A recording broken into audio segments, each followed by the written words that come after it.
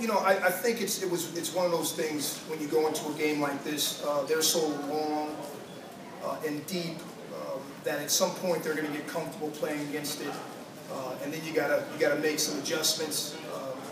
You know, I thought they did a great job in the second half of they got maybe 3 lob dunks, and then they were able to throw it in.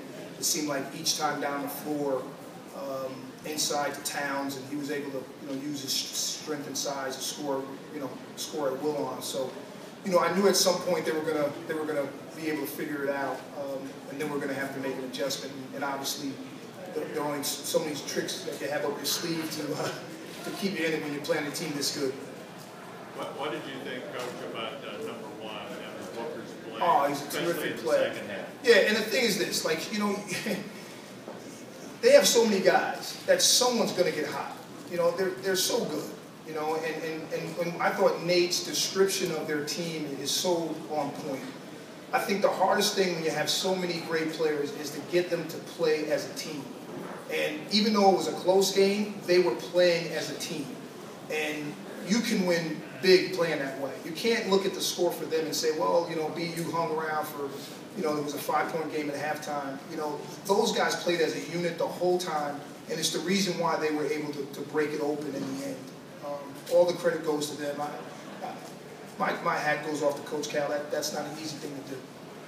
What did you do offensively in the first 30 minutes that you may not have done in those last 10 when it got away from you guys? Well, nothing that we didn't do. I thought it was more on the defensive end than it was on the offensive end.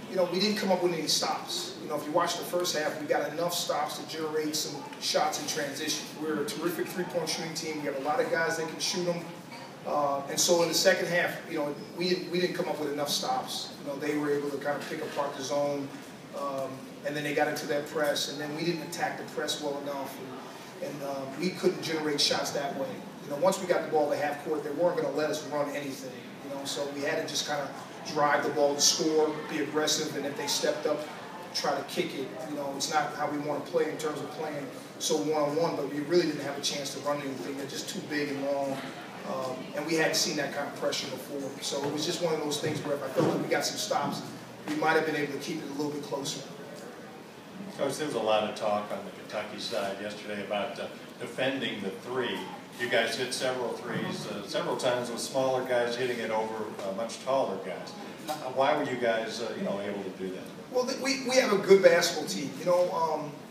I think we lost so much from last year. Here's a team that last year's team won 24 games, won away from the school record, was regular season champs. We lost 5 of our top 7 guys from that team. And now we bring back 4 guys that played minutes, 2 starters, and really only 4 guys that played at all. Then we have a couple of transfers and freshmen. And so we have a pretty talented team. We're just we're really kind of figuring ourselves out right now. I think we're a little bit more talented than probably what we thought.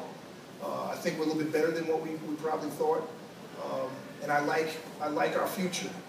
This is a game that I think we're going to be able to look back on and see that we grow. The thing that I'm really impressed with is that we never quit in that game. We didn't bow our heads. We kept fighting. We kept going after them, and we just played against a better basketball team tonight. Coach.